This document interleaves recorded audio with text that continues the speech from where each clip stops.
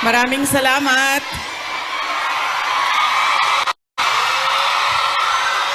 Magandang umaga sa inyong lahat.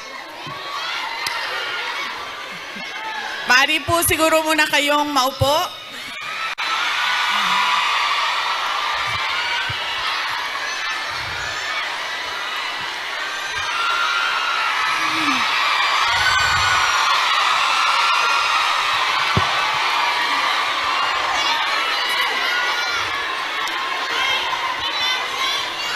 Maraming salamat. Mahal ko kayo.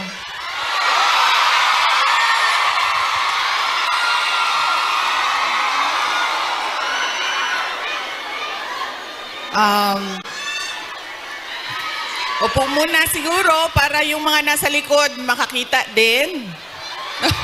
Kawawa naman yung nasa likod. Okay?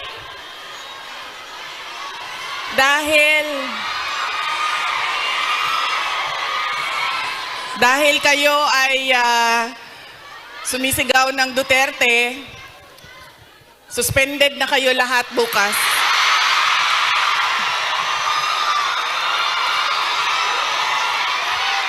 Suspended kayo, suspended.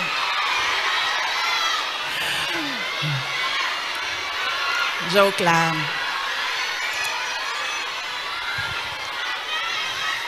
Unahin ko muna ang aking mga pagpapasalamat. Mga thank you muna dahil baka sa sobrang daldala natin, mamaya sa sobrang pagbibigay ng mensahe ay makalimutan ko ang mga pagpapasalamat. Kaya mabuti nang mauna ang mga pagpapasalamat.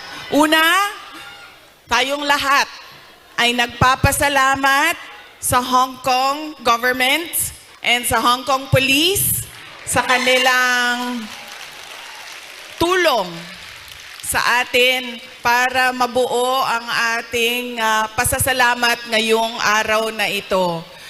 We would like to thank the Hong Kong government and the Hong Kong police for their cooperation, for their support to our Thanksgiving this morning on this very beautiful Sunday. Marami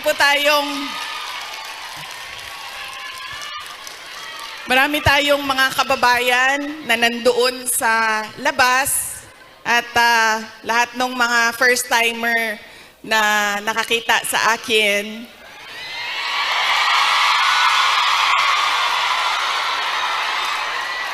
Sabi nila, ang ganda mo pala, bakit mukha kang...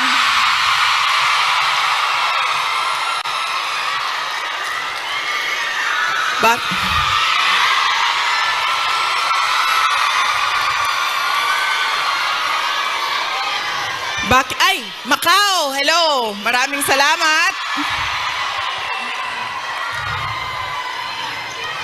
Okay. Sabi niya, ang ganda mo pala, bakit mukha kang...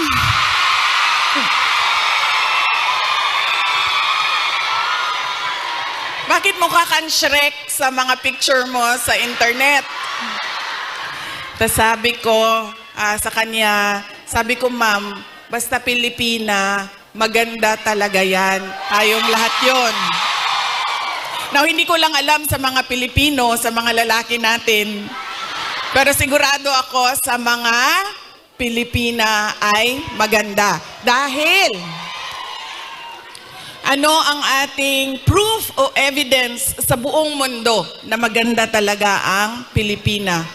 Ilan ang Miss Universe natin? 4. 4 ang Miss Universe na winners ng Pilipinas. Kaya ibig sabihin, global ang beauty ng Pilipina. Kaya bago ang lahat, sabihin niyo sa lahat ng kaaway ninyo,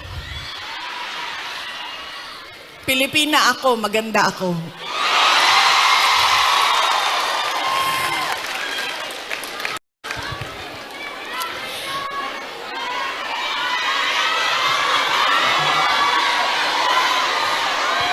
Sabi natin, 'di ba? para sa Diyos, para sa bayan, para sa bawat pamilyang Pilipino. Nauna ang pasalamat ko sa Hong Kong government, pero ang unang pasalamatan natin ay ang Diyos.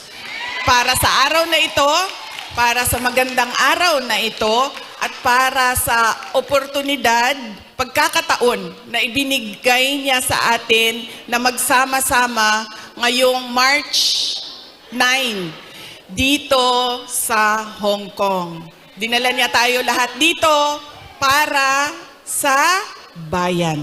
Yan po ang pagpapasalamat natin sa ating Diyos. Dahil binigyan niya tayo ng isang araw ulit na magising, mag-ayos, pumunta dito at pag-usapan ang Thanksgiving, pagpapasalamat at pag-usapan ang ating bayan. Ang sunod na pagpapasalamat ko ay hindi ko isa-isahin yung mga pangalan dahil baka may hindi ako mabanggit at magtampo. So, isa-isahin ko lang ang mga grupo na kailangan natin pagpasalamatan. Unahin ko muna ang Kingdom of Jesus Christ.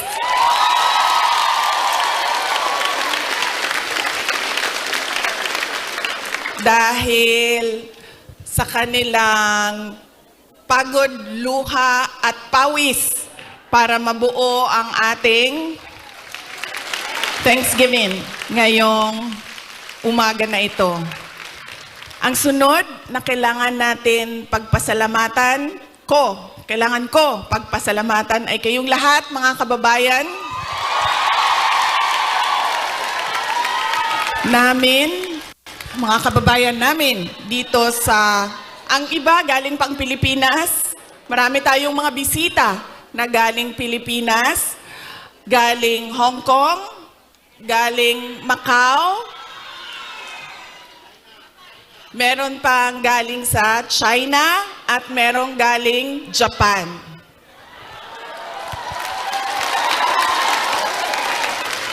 Maraming salamat sa inyo dahil ibinigay ninyo ang oras ninyo ngayong araw na ito. Madami sa inyo kailangan maglaba. Kailangan magplansya. Yes, mag-day off, pero kailangan niyo labhan yung damit ninyo. Kailangan ninyo magpa-parlor kasi, 'di ba? Araw ito ng pagpahinga. Kailangan maglinis ng inyong bahay. Kailangan magpa-pedicure. 'Di ba? Kailangan magpa-dentista dahil araw ito ng pagpahinga. So kailangan ayusin lahat ang sarili. Ang para sa sarili. Pero binigay ninyo ang oras ninyo at araw ninyo ngayong umaga na ito para sa atin. Kaya maraming salamat sa inyong lahat. At alam nyo, kanina habang naglalakad ako, kasi malapit lang kami, so naglakad lang kami, ang ganda ng weather ninyo dito sa Hong Kong, no? Nakakaganda siya ng kutis.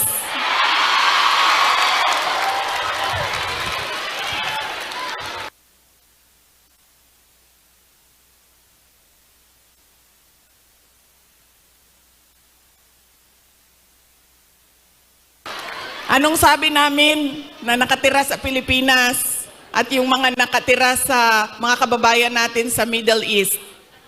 Sana all malamig ang tinitirhan. Sana all maganda ang kutis.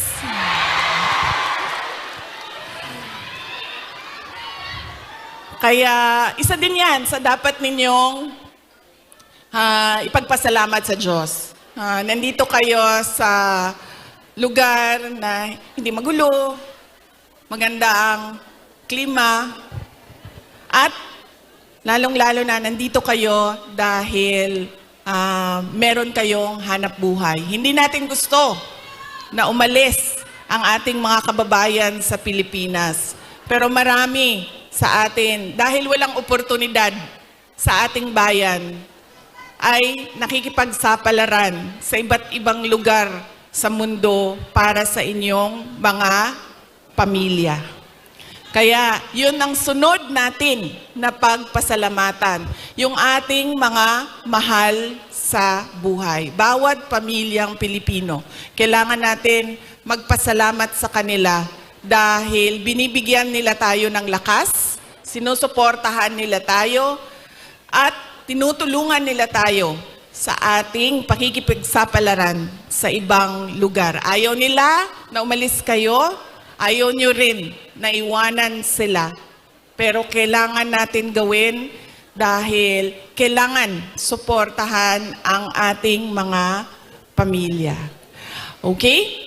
Pagpapasalamat, ulitin ko sa Diyos, sa Hong Kong government, Hong Kong Police, sa KOJC, sa inyong lahat, mga kababayan namin na nandito, at syempre kailangan natin pasalamatan ang PDP laban.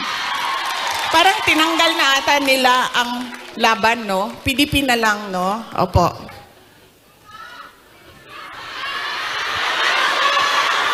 Ha? Okay, suka. May dala sila para sa inyong lahat. Inutusan silang bumili ng suka. Nagdain taon silang sinamak. Sa gusto. Nagdala po sila og pinakurat. Kinsay gusto. Okay. Bagay na sa lechon Macau og pinakurat. Kaganina bitaw naglakaw ko dito. Kana ganing ay, sorry. Kanina, naglalakad ako doon. Yun bang nakabitay ng mga lechon Macau ba yan, no? Sa isip ko kanina. Sabi ko, kakain kaya muna ako. So sabi ko, ay hindi, picturean ko na lang muna. Andito sa aking cellphone yung roasted duck at yung roasted goose. Roasted goose. At, tikman ko nga yun. Balikan ko. Roasted goose at yung parang lechon Macau. Bagay sa suka.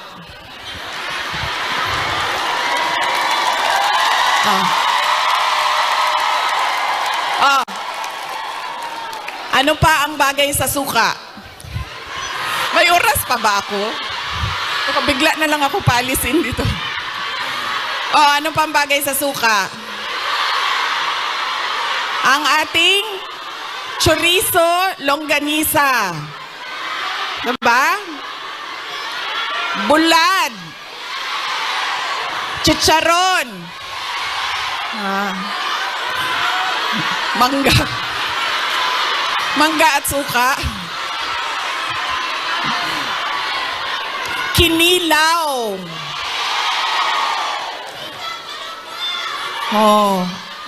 Bulad, galunggong. Yes. Diba? So, kaya tayo lahat nauutusan na bumili ng suka. Kasi lahat yan, lahat ng pagkaing masasarap, kailangan ng suka. Alam niyo, wala sa listahan ko yung speech na suka na yan. Actually, wala ko listahan ng speech ko dahil matagal ako kagabi nag-decide kung pupunta ako dito sa Thanksgiving.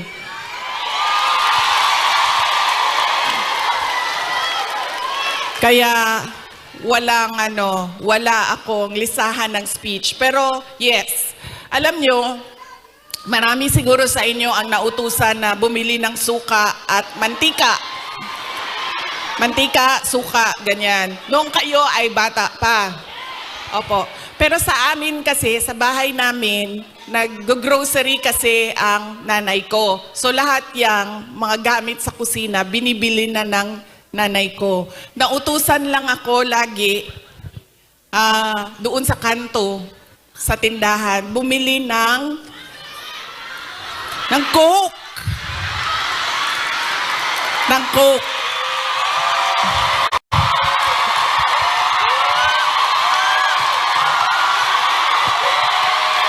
I'm sorry.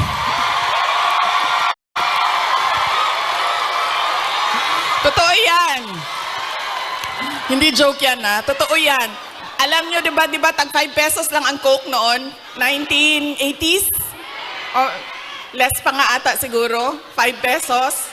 O, mga 4 pesos ang Coke noon. Tapos ang pera natin, yung papel na green na 5 pesos. Oo, yan yon. Pero totoo yan, ha? Hindi, Coca-Cola, ha? Kasi kayo naman, pag sinabing Coke, tapos wala pang ano noon, wala pang 1.5, 2 liters. Litro lang yan. Litro lang yan nung kapanahunan natin. So yun. So, saan na tayo? Sa pagpapasalamat. Papasalamat tayo sa PDP. Ating mga kandidato sa PDP. Aabot tayo dyan mamaya. And syempre, kailangan natin magpasalamat kay Pastor Apollo Kibuloy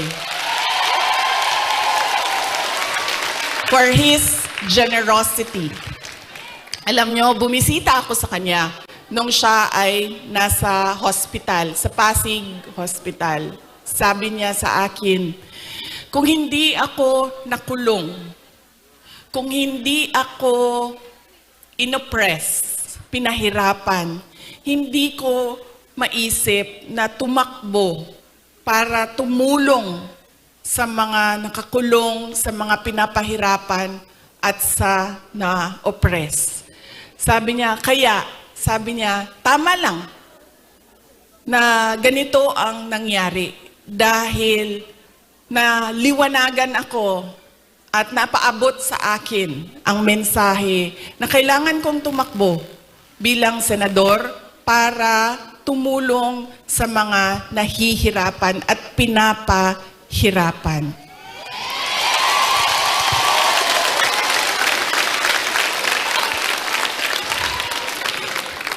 Sabi din niya sa akin, sabi niya, ikaw, kahit ano man ang sabihin man nila na kasalanan mo ang lahat ng ito, Inday Sara, sabihin man nila, kasalanan mo ito dahil hindi ka tumakbong Pangulo. Pero sabi niya, ayaw na.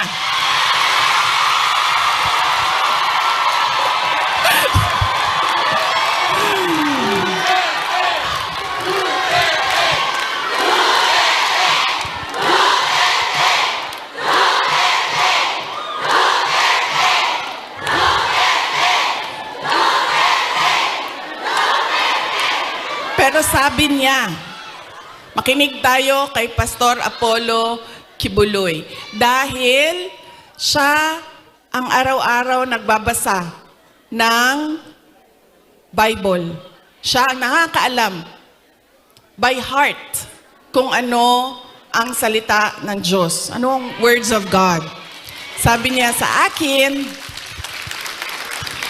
sabi niya, ganitong nangyari sa buhay ko. Sabi niya, Inday Sara, ganyan din nangyari sa buhay mo dahil hindi pwede na ikaw ang mauna at sila ang sumunod.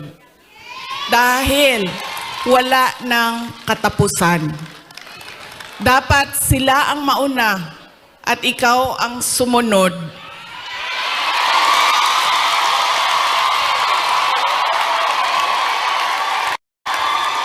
Para matigil na at hindi na paulit-ulit ang kahirapan sa ating bayan.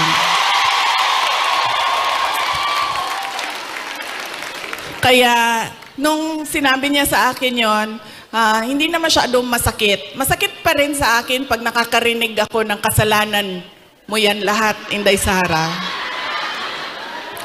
Pero iniisip ko na lang, nako, sinabihan ako ni Pastor Kibuloy, you are there, you are where you are intended to be by God, exactly where you are.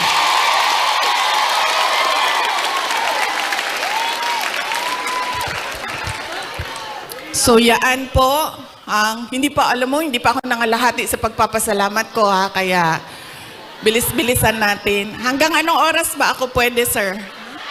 Go lang daw. Go.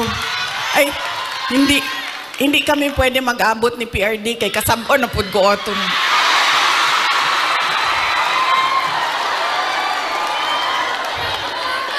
Kibaw mo nang nagsayo ko. Tagalog din. Alam nyo, bakit ako nandito ng maaga? Gumising talaga ako ng maaga. Ang alarm ko, 6:30 a.m., 7 a.m., 7:30 a.m., 8 a.m. 4 yung alarm ko. Para hindi kami mag-abot ni President Rodrigo Duterte. Kasi pagagalitan na naman niya ako sa mga pangyayari. No, hindi naman siya nagagalit. Actually, mabait. Kumalma na si PRD nung medyo nagka-edad na siya. Mahal ko kayo.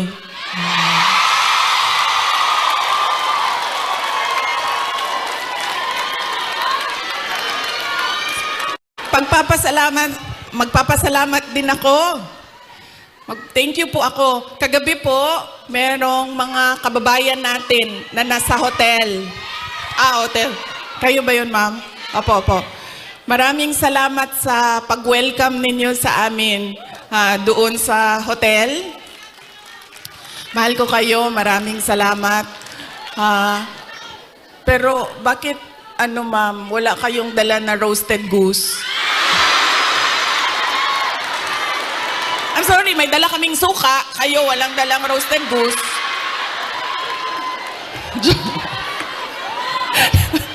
Joke lang. Pero salamat Salamat sa pag-welcome ninyo sa amin doon. Sigurado ako na kahapon may kailangan din kayong gawin. Busy din yung oras ninyo. Pero pumunta kayo doon at winelcome nyo kami sa hotel. Maraming salamat sa inyo.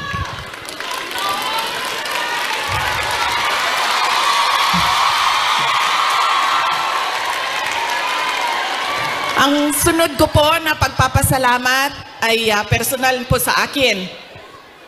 Para sa inyong lahat, mga kababayan namin dito sa China, sa Hong Kong, sa Macau, dahil noong 2016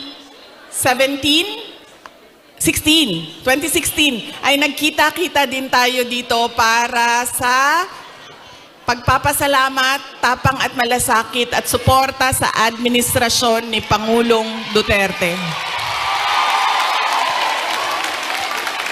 Kaya, papasalamat po ako dahil from 2016 hanggang 2025 ay nandyan pa rin kayo at nandito pa rin kayo para sa bayan. Maraming salamat. Sunod po ay personal pa rin ang pagpapasalamat ko sa inyong lahat, sa tulong ninyo, sa kampanya ninyo, sa suporta ninyo para sa akin at sa boto ninyo noong nakaraang halalan noong 2020.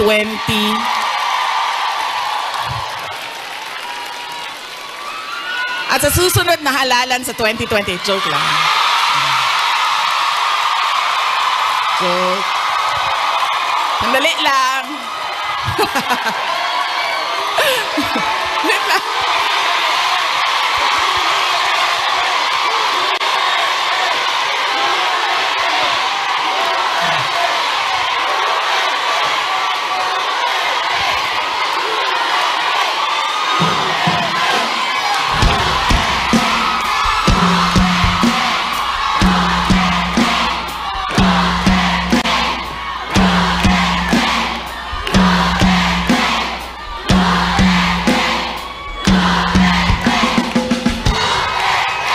Okay. Papunta na po ang suspension order. Sige. Sige. Maraming salamat sa suporta ninyo noong 2022. Thank you very much sa inyong lahat, mga kababayan. Alam nyo, una ko pong naramdaman na mukhang mananalo ako sa eleksyon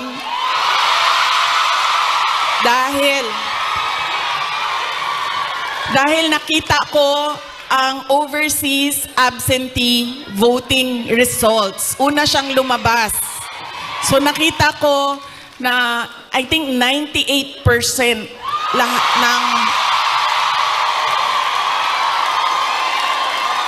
ng OFW votes ay para sa akin. Kaya doon ko naramdaman na parang baka siguro manalo ako. Kaya maraming salamat sa inyo.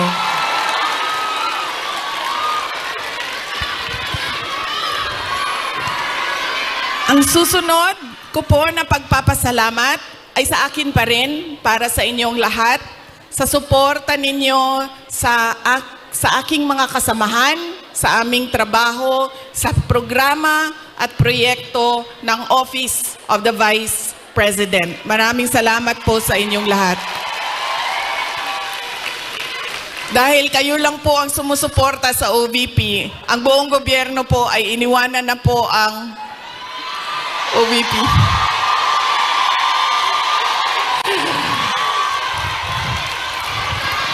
Maraming salamat. Yung satellite offices po namin sa iba't ibang lugar ay naningkamot. Ano sabihin naningkamot? Nagsisikap.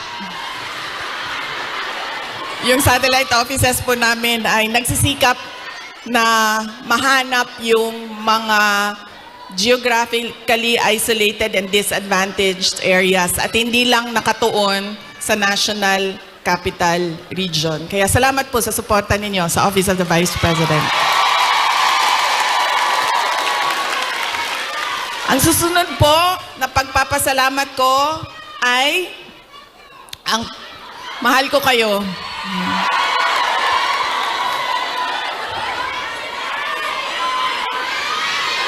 Kaya po hindi ako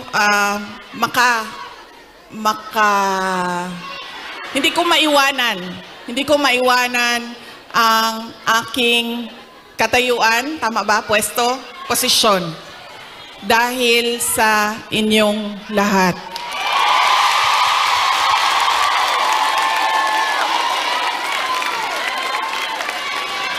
Ang sunod na pagpapasalamat ay mula po sa aming pamilya, ang pamilya Duterte. Napakalaki po ng utang na loob namin sa inyong lahat.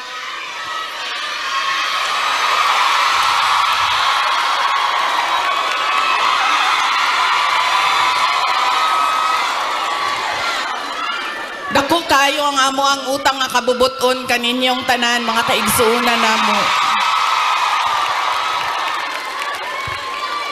Sa pagkakataon na ibinibigay ninyo sa amin na makaserbisyo o makapagtrabaho sa ating pamahalaan. Sa oportunidad na ginahatag ninyo kanamo nga makasilbi sa ato ang nasud. Maraming salamat po sa inyong lahat.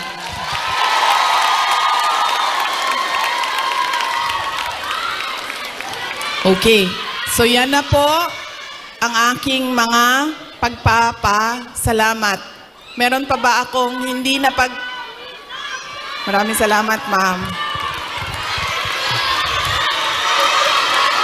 Ang sunod ay lilipat na po ako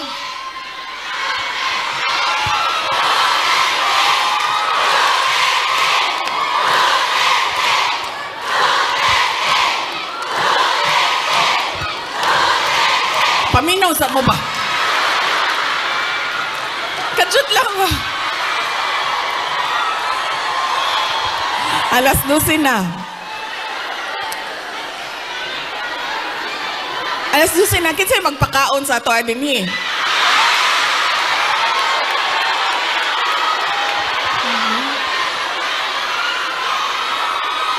May pagkaon? May Jollibee. May Jollibee daw, sabi ni ma'am.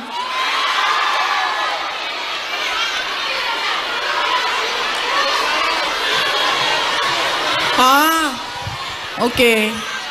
So, hindi daw tayo kakain lahat para sa bayan. Okay. Sige, okay lang. Kailangan ko din naman magpa-reduce, so okay lang.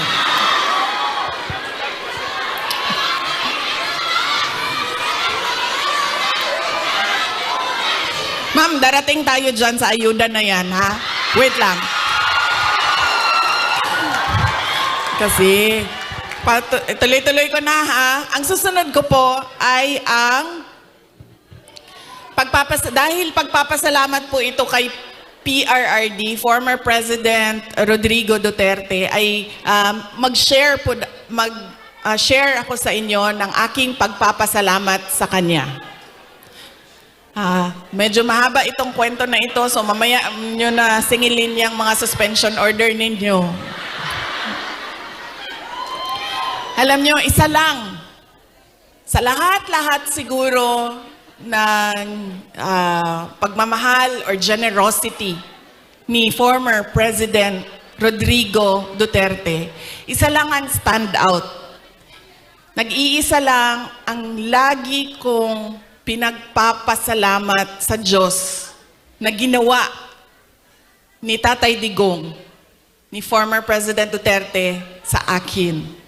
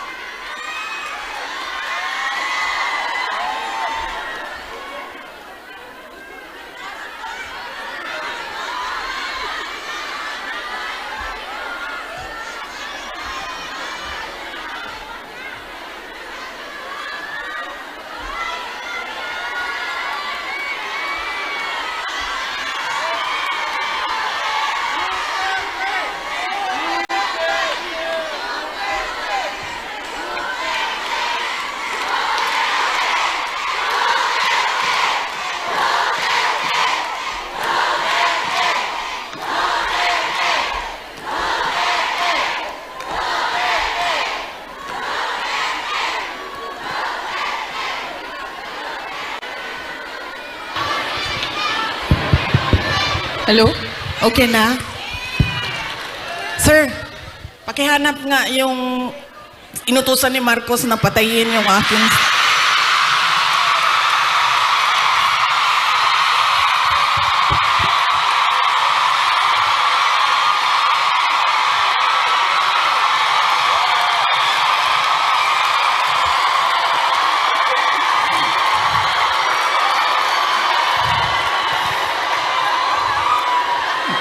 Yan. Dahil sa mga ganyan, nakakasuhan ako eh. Malay natin, di ba? Baka may inutusan dyan.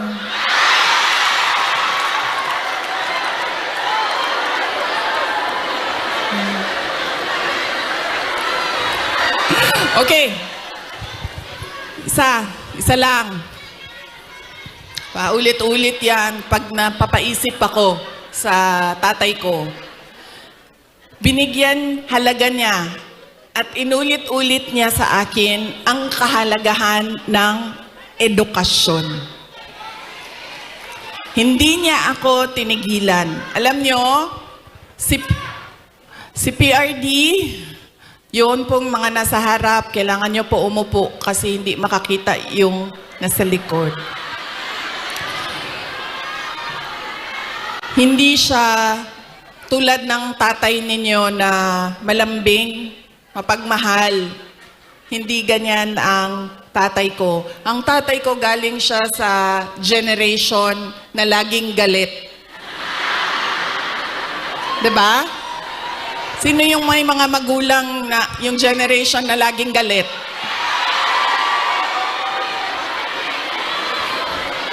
Yan. Galing dyan ang generation. Galing dyan ang tatay ko sa generation na yan. So, lagi siyang galit. So, sa akin, maalala ko, sinabi niya talaga sa akin, paulit-ulit habang ako ay lumalaki. Ikaw, sabi niya, hindi ka tao sa paningin ko. Napaisip ako noon, diba? Sabi ko, pusa o aso?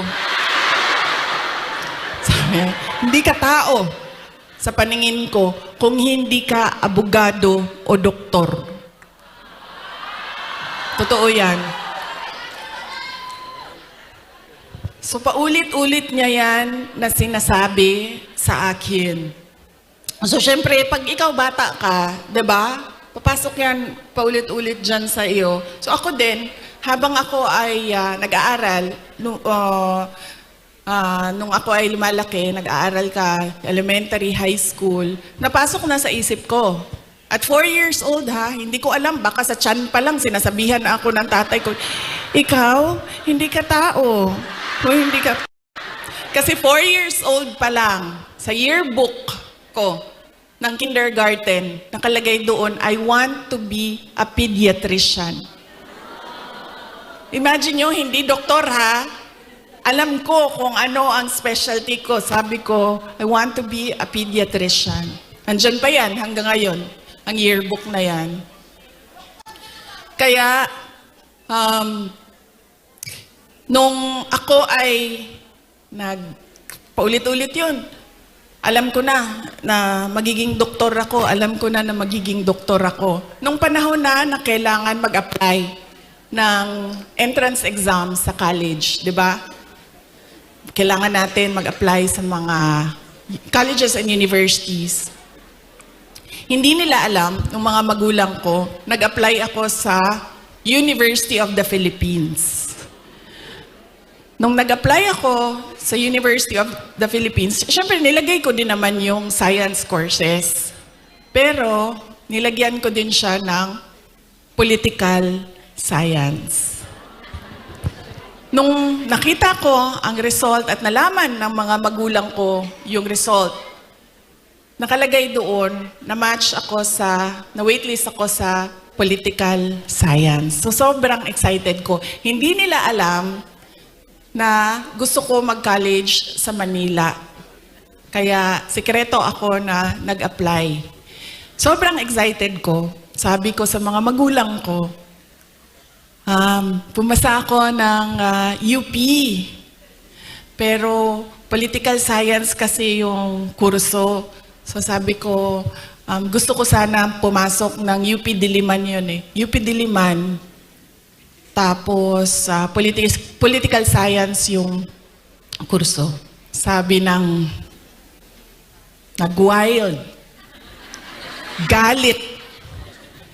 naggalit si PRD. Sabi niya, di ba, sabi mo, simula nung bata ka pa, gusto mo maging doktor? Pre-med ba ang political science? Tapos sabi niya, hindi ka pwede pumasok ng University of the Philippines. Kahit saan man yan.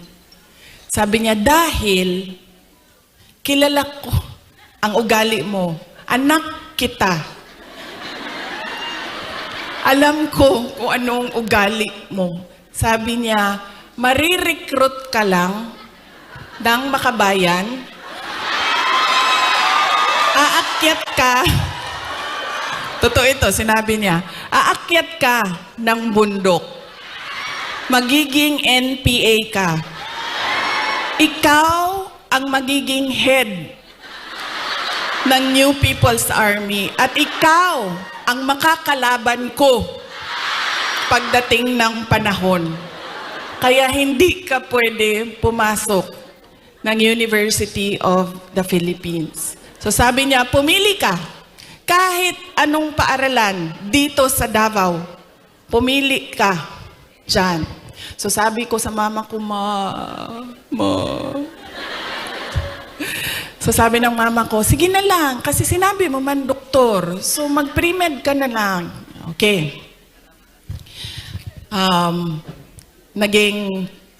nag-pre-med ako. Nag-pre-med ako. Tapos, syempre, papunta akong doktor, so binilisan ko yon, natapos kaagad ako. And then, ito na. Mag-medicine na. Sobrang excited si President Duterte na magpapasok na ako ng medicine proper. Siya ang pumili ng paaralan. Siya ang pumili kung saan ako titira. Tapos, pumunta na lang siya sa akin at sinabi niya na, ayan na, may school ka na-enroll ka na, may bahay ka na, pumunta ka na lang doon ng ganitong date. So pumunta ako doon. Pagdating ko doon, kompleto na. May kama na ako, may washing machine, may refrigerator, may kotse pa. Ganyan siya ka-excited. Sige ma'am, ipa-adapt kita sa tatay ko. Huwag ka mag-alala. Ganyan siya ka-excited noong ako ay medicine na. Tapos, syempre, hindi naging successful yung aking pagpasok sa School of Medicine. Isang taon pa lang, 1 year, actually 1 sem pa lang. First sem pa lang, alam ko na parang fish out of water. Alam nyo yung, bakit madali para sa kanila, nahihirapan ako. Sobra. Tapos dumating ang second sem na halos hindi na ako pumapasok. So kinabahan na ako. Kasi, di ba sa probinsya, di ba sa Atua, pagpadala ka sa Manila kasi ako nag-med school, pag ipadala ka sa Manila, parang malaking send-off yon. Congratulations sa anak ko, graduate ng ganito. Congratulations at magiging doktor yan. Class off. Ganon, diba? So ako, syempre kinabahan na ako kasi hindi ako makakauwi. Pinadala ako sa Manila para maging doktor. Tapos uuwi ka, drop out. Nag-apply ako ng, naisip ko pa noon, nung pinag-iisipan ko ang kapalaran ko, sabi naman ng tatay ko, doktor daw o abogado. So dito na lang ako sa abogado. So lumipat ako, nag-apply ako sa San Beda College kasi at the time na nagdesisyon ako, San Beda College na lang yung bukas sa mga exams, entrance exams. So hindi ko pa sinabi kaagad sa mga magulang ko na nasa San Beda na ako. Nalaman na lang nila dahil nagsabi ang driver. Sabi niya, hindi na yan siya pumupunta ng Cavite. Lagi kaming nandyan sa Menjola.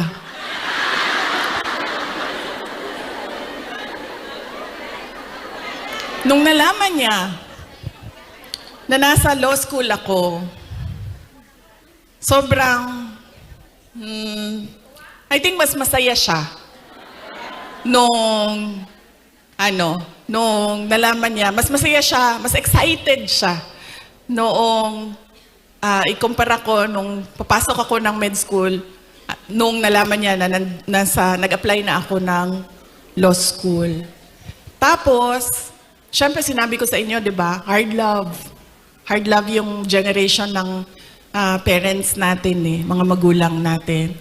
So, nung mga panahon na nag-aaral ako sa law school, may mga panahon na papagalitan din ako na sinasabi niya sa akin, alam mo, kung hindi mo ayusin yung law school mo, magiging kabit ka lang ng politiko.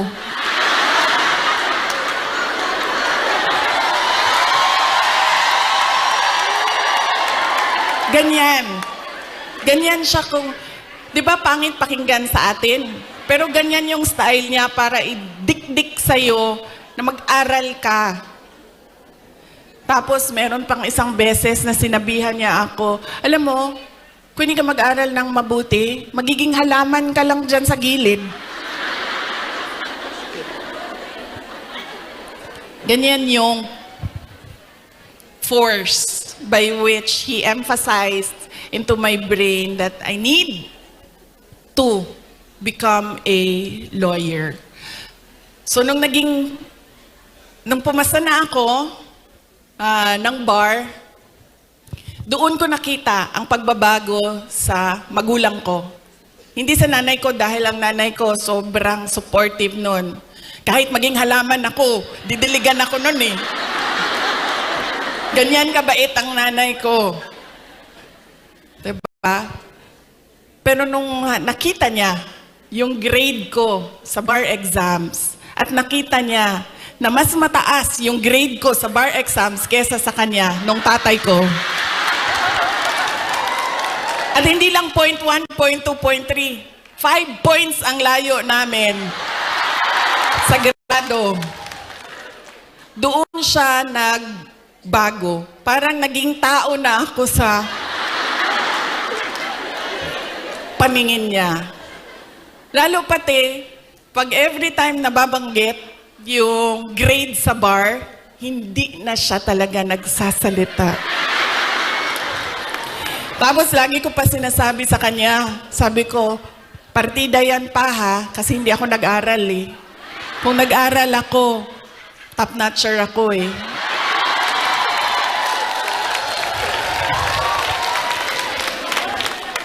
So ngayon, doon, nakita ko na iba na siya kung, hindi na parang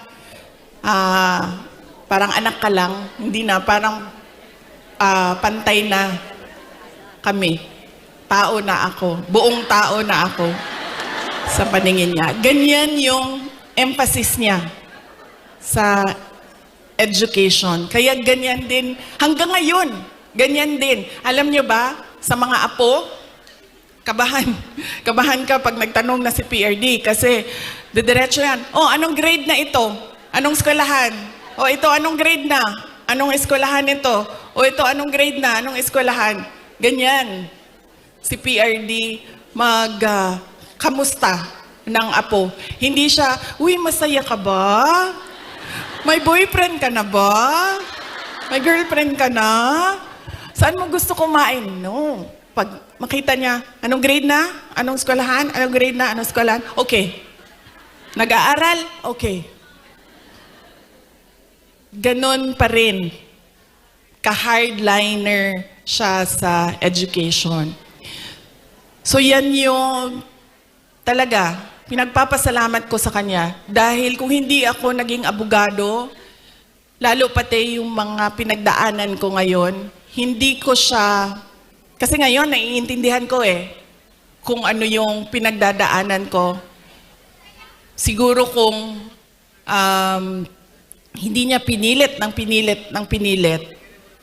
hindi ako ganito ka-confident sa aking ginagawa.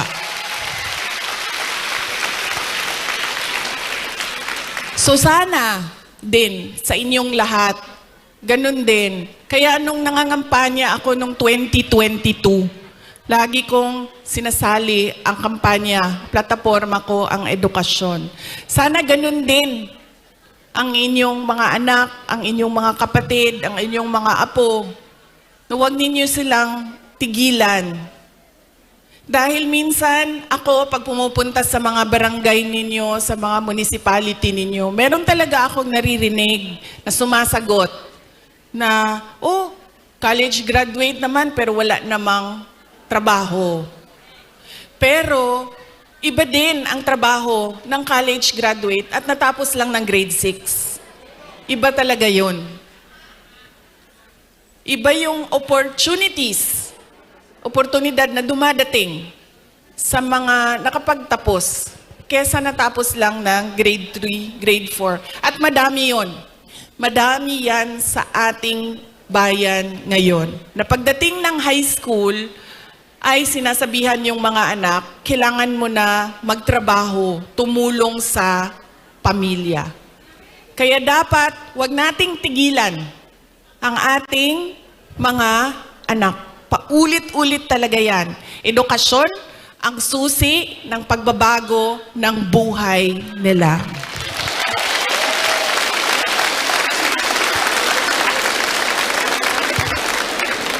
Pagpapasalamat para kay PRRD para sa edukasyon.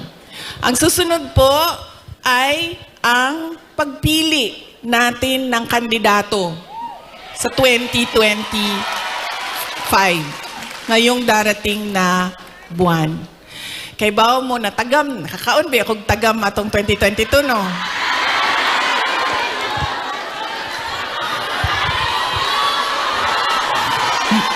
Yan lagi ang, meron pa isang beses, Bisaya, sa Cebu. Ay, sa Cebu ba ito? O sa Cagayan de Oro. Basta, usually kasi pag Bisaya, di ba, diretso na sila istorya, wala na sila break. Wala break. Ana siya sa kon. Inday Sara, anak ko, yes ma'am. Ana siya, nakakaon kag tagam, no?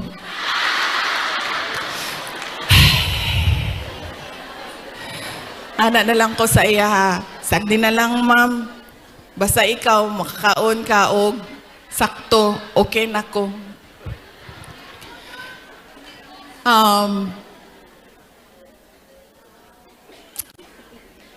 Ayaw ko kasi, masakit sa akin ang sabihin ang sorry sa inyong lahat. I-explain ko na lang. Kasi alam nyo, kahit saan ako pumunta, sabihin ko sa inyo, sa Samar, ito talaga mga maalala ko eh. Samar, Pangasinan, Batangas. Dito sa Mindanao, sure na moingon na gid na sila o imuhaning sala tanan. Wa na nay lali sa Mindanao. Bago lang, saan yun? Bago lang. Parang kahapon ba yun? Ay, kahapon! Kasi dinala ko yung guest ko sa Disneyland. So na ay mga taga Cebu. Ana ang mga taga Cebu. Kaya ba ka Inday Sara, no? Nabudol ba may tungod nimo?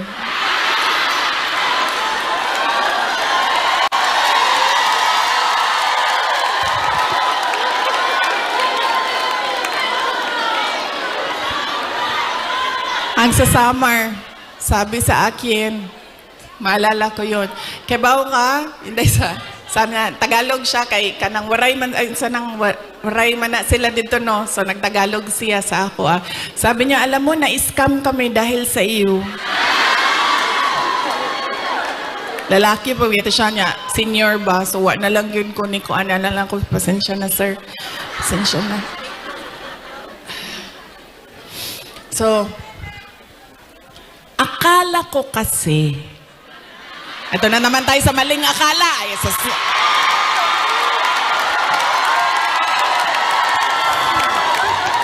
Hindi totoo ito. Akala ko kasi gusto niya ng mas magandang bayan, mas maayos na Pilipinas kung ano yung pinagdaanan natin noon. Kasi, ang plataforma namin nung tumakbo kami, unity at continuity.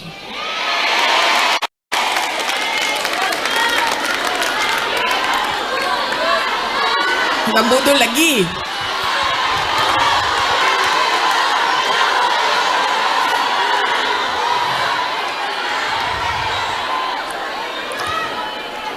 Kasi ako, sumusunod ako sa tatay ko. Ibig sabihin, sa trabaho ba? Hindi ako sumusunod sa tatay ko sa personal. Kaya nga ako nagtatago, di ba? Sumusunod ako sa trabaho. Nag-mayor siya. Nag-vice mayor siya. Nag-vice mayor ako. So, ang ginagawa ko, there has to be something, added value ba? Value added sa iyo. Diba? Kasi, paano ba naman na binoto namin ito si Rodrigo, pero binoto ka namin, wala namang value added. Wala namang dagdag na kahalagahan sa iyo. Diba? So, sumusunod ako sa tatay ko. Nag-vice mayor siya, nag-vice mayor ako. Nag-mayor siya, nag-mayor ako.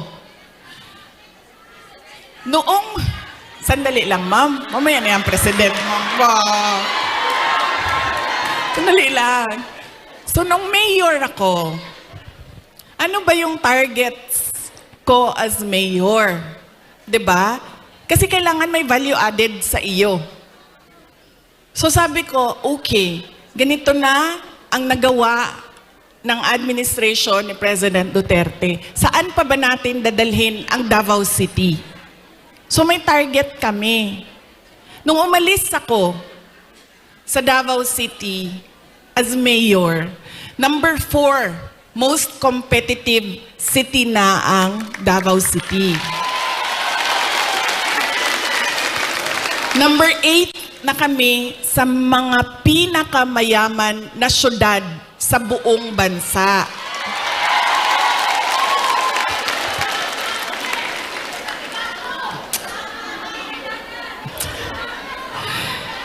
Insurgency-free na ang Davao City. Alam nyo, buong term ni PRD, hindi niya natapos talaga yung problema ng Pakibato. So, nung taga-Pakibato mo, ma'am? Mabiya, ganay, ingon ni PRD. Insya mag-NPA lang ka sa Pakibato, ikaw kalaban sa mga sundalo. Ayaw, ganda din na sa UP. Okay. Diba? Hindi niya natapos. And sa akin, meron kasi insidente doon na ako ang mayor, namatay yung opisyal, na napagalitan ako ng nanay. Tiga Visayas yung pamilya. Kausap ko siya sa phone, sabi ko, ma'am, pasensya na, namatay yung anak mo, ganyan. Napagalitan niya ako. So sinabi ko, sige, tapusin natin yan. So tinapos namin. In 3 years, o 4 years. In 4 years, tinapos namin yung problema sa Pakibato. There has to be something new and something better in you. Akala ko kasi ganyan. Dito ko lang naintindihan na hindi pala lahat ng tao pareho ko mag-isip. Yun yung naging problema.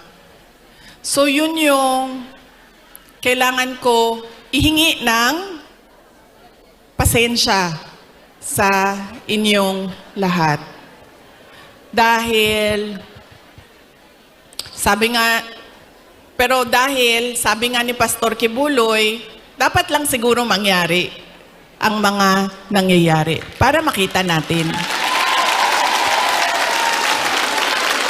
Kawawa lang siguro ang mga tao, ang bayan, pero if we talk about the divine, maybe there is a reason for what is happening. So yun. Ngayon, pipili na naman tayo ng mga opisyal ngayong Mayo. Ano ba ang problema natin, mga botante? Ang problema sa atin, ang pinipili natin ay paulit-ulit ba? Pabalik-balik lang. Mahilig tayo sa sikat. Mahilig tayo sa magaling kumanta, sumayaw dito sa stage. Mahilig tayo sa nagpapa-amuse, nagpapatawa sa atin. At mahilig tayo sa hindi natin tinitingnan kung ano ba yung karakter, totoong karakter ng tao sa likod ng mukha niya sa TV. Ganyan tayo. Ang ugali ng mga Pilipinong botante. Kaya siguro dapat sa darating na halalan, pag-isipan na natin ang ating iboboto. Sabi ko nga sa inyo, nadala na ako, na-scam na ako, nabudol na ako. Hindi ako mag-endorso ng kandidato. Kasi baka pagkatapos ng eleksyon, sasabihin nyo na naman, naskambay ang Inday Sara dahil sa iyo. Ang gagawin ko para sa inyo, sasabihin ko, ano ba ang kailangan nating gawin as voter? Ano? Una, huwag natin ibenta ang boto natin. Diba? Ngayon, legitimate na ang vote buying. Nakatago siya sa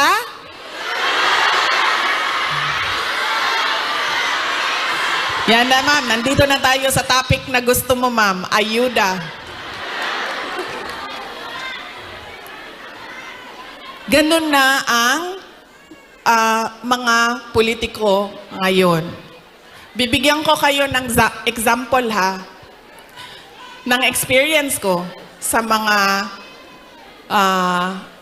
pagbibigay ng ayuda o vote buying. Noong barangay election na nakaraan, bago lang, tinanong ko yung isang kaibigan ko, ano bang ginagawa mo na suporta sa barangay candidates? Tapos sabi niya, ang ginagawa ko, humihingi ako ng tupad at AIX at binibigay ko sa mga barangay captain para ibigay nila sa supporters nila. So sabi ko sa kanya, okay, hindi ko magawa na ganyan yung suporta na ibigay ko sa mga local barangay candidates. Pero totoo yan. Hindi man pinag-uusapan, pero totoo yan na nangyayari. Nakikita nyo yan. Nakikita nyo yan doon sa mga probinsya ninyo. Kaya ang una, huwag natin ibenta ang boto. Pangalawa, pag tumingin tayo ng kandidato, tingnan natin kung ano yung promises na ginawa niya o sinabi niya noon. Tapos, tingnan natin, binigay ba niya yung kanyang promise? Saad? Unsa sa Tagalog ng promise? Pangako sa'yo? Binigay ba niya ang pangako niya sa'yo? O iniwanan ka lang niya sa ere? At sumama sa iba?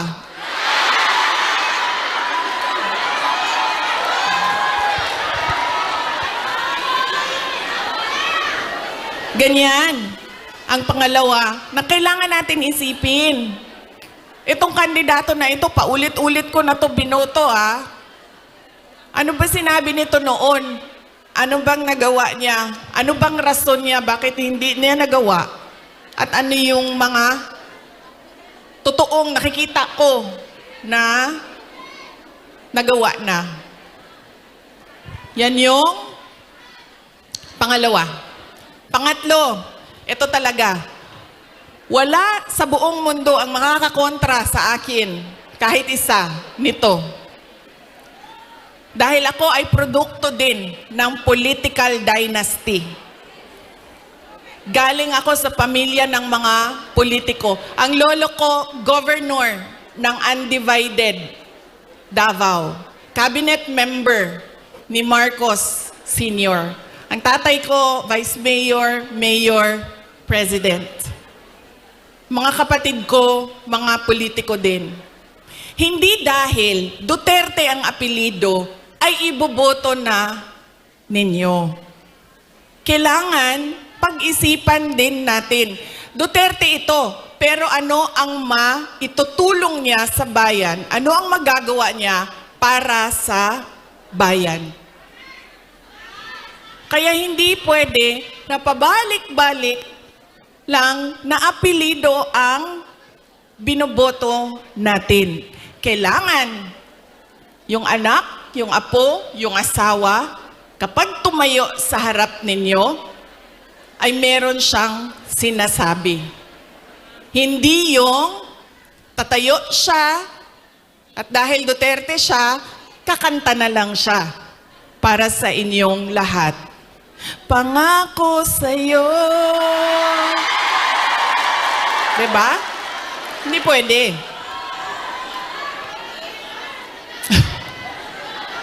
Ma'am, ganyan talaga yan, ma'am. Sa tingin ko naman kasi talaga, totoo, walang forever.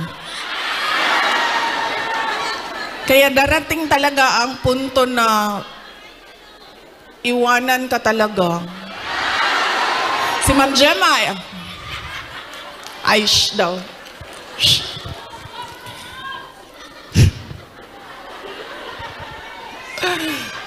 Diba? Hindi pwede yan. Hindi na pwede. Kasi yan yung ganun tayo dati. Oo, eto.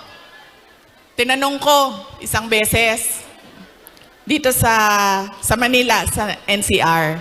Tanong ko, Ma'am, sinong kandidato niyo sa mayor? Sabi niya, si ano, ganito, apelido. Sabi ko, di ba sila din yung mayor dati? Sabi niya, oo, yung uncle niya. Sabi ko, so bakit yan pa rin ang pipiliin ninyo? Sabi niya, nasubukan na kasi. So, syempre ako, hindi na lang ako nagsalita. Pero nakita ninyo yung ang ating behavior sa pagpili ng kandidato. Dahil anak, apo, asawa, nasubukan na kasi, parehong apelido, go, bibigay ko na yung napaka-special na right ko na bumoto. So, mahalaga, hindi dahil anak, hindi dahil Duterte ang apelido, ay iboboto nyo na. Pag-isipan ninyo, ano ba ang dala niya sa lamesa? Ano ba ang dala niya para sa bayan? 3, huwag ibenta ang boto. Ano ang mga pangako na napako? At pangatlo ay, hindi dahil galing yan sa sikat na pamilya ay iboboto na ninyo kaagad. So tingnan natin ang mga karakter, accomplishment, abilidad, kapasidad ng mga kandidato nating senador. Kapag inutusan yan bumili ng suka, automatic na yan, may abilidad na yan. Diba? Saan nanggaling ang abilidad niya? Siyempre, kung saan yung saan yung bilihan ng suka, doon yan sa shortcut na daan. Hindi yan sa sa malayo dadaan para mabilis dumating ang suka. Pangalawa, inutusan bumili ng suka. Napadaan sa barkada. So, ang sinabi ay, ayun na ng manggamamba, kajut lang, ma'am. So, ang sinabi niya ay, pare, pahatid naman ito ng suka namin sa bahay kasi kailangan yan doon. Dito nang muna ako. Diba? Abilidad. So, mahalaga yan. At kailangan natin pag-isipan itong eleksyon na ito. Kailangan natin baguhin ang ating pagpili ng kandidato. So, yan ang aking mensahe para sa inyong lahat ngayong araw na ito. Mensahe ng pagpapasalamat, mensahe ng edukasyon, at mensahe ng pagbabago kung paano tayo pumili ng ating mga senador. Hindi lang senador, governor, mayor, lahat ng ating mga public officials. So yan po ang aking Ilang oras yun, ma'am? 1 hour? 1 hour na mensahe sa inyo. Sana ay, alam nyo, gusto ko lumapit sa inyo. Kasi gusto ko personal yung pagpapasalamat. Kaso pwede ba na wag tayo magkagulo? Kasi kanina sa labas, nasisigawan na ako ng pulis. Nasisigawan na niya ako kasi medyo nagkakagulo kami doon sa picture taking namin sa labas. So, pwede ba ako mag-hello lang, hello sa inyo? Tapos, wag lang tayo magkagulo kasi baka palayasin tayo dito. Ulitin ko, maraming salamat. Magandang tanghali sa inyong lahat. Dagan salamat, maayong udto sa inyong tanan. Maraming salamat, Vice President Sara Duterte.